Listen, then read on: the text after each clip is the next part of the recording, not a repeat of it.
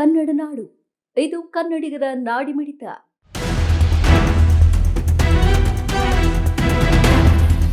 ಸ್ನಾನಕ್ಕೆಂದು ನದಿಗೆ ಇಳಿದ ಬಾಲಕನ ಮೇಲೆ ಏಕಾಏಕಿ ಮೊಸಳೆ ದಾಳಿ ಮಾಡಿರುವ ಘಟನೆ ಬಳ್ಳಾರಿ ಜಿಲ್ಲೆಯ ಕಂಪ್ಲಿ ತಾಲೂಕಿನ ಸಣಾಪುರ ಗ್ರಾಮದಲ್ಲಿ ನಡೆದಿದೆ. ಅದೃಷ್ಟವಶಾತ್ ಬಾಲಕ ಸಾವಿನ ದವಡೆಯಿಂದ ಪಾರಾಗಿದ್ದು, ಬಾಲಕನ ಕೈ ಮತ್ತು ಎದೆ ಭಾಗದಲ್ಲಿ ಗಂಭೀರವಾಗಿ ಗಾಯಗಳಾಗಿವೆ. ಸಣಾಪುರ ಗ್ರಾಮದ 16 ವರ್ಷದ ವೇದಮೂರ್ತಿ ಮೊಸಳೆ ದಾಳಿಗೊಳಪಟ್ಟ ಬಾಲಕ.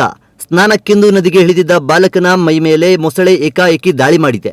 ಮೊಸಳೆ ಬಾಯಿಗೆ ಸಿಲುಕಿಕೊಂಡಿದ್ದಾಗ ಬಾಲಕನನ್ನು ಸ್ಥಳದಲ್ಲೇ ಇದ್ದ ವೀರೇಶ್ ಎಂಬ ಯುವಕ ರಕ್ಷಿಸಿದ್ದಾನೆ. ಅಪಾಯವನ್ನು ಮನಗೊಂಡ ವೀರೇಶ್ ಅಲ್ಲೇ ಸಮೀಪದಲ್ಲಿದ್ದ ಕಲ್ಲನ್ನು ಮೊಸಳೆಯ ಮೇಲೆ ಎತ್ತಾಕಿ ಮೊಸಳೆಯನ್ನು ಓಡಿಸಿದ್ದಾನೆ. ಈ ಘಟನೆಯಲ್ಲಿ ಗಾಯಗೊಂಡಿದ್ದ ಬಾಲಕನನ್ನು ಕಂಪ್ಲಿಯ ಖಾಸಗಿ ಆಸ್ಪತ್ರೆಗೆ ದಾಖಲು ಮಾಡಲಾಗಿತ್ತು. ಆದರೆ ಹೆಚ್ಚಿನ ಚಿಕಿತ್ಸೆಗಾಗಿ ವೇದಮೂರ್ತಿಯನ್ನು ಗಂಗಾವತಿಯ ಖಾಸಗಿ ಆಸ್ಪತ್ರೆಗೆ ರವಾನಿಸಲಾಗಿದೆ. ಈಗಲೇ ಸಬ್ಸ್ಕ್ರೈಬ್ ಮಾಡಿ, ಬೆಲ್ ಐಕಾನ್ ಅನ್ನು ಒತ್ತಿ ನೋಟಿಫಿಕೇಶನ್ಗಳನ್ನು ಪಡೆಯಿರಿ.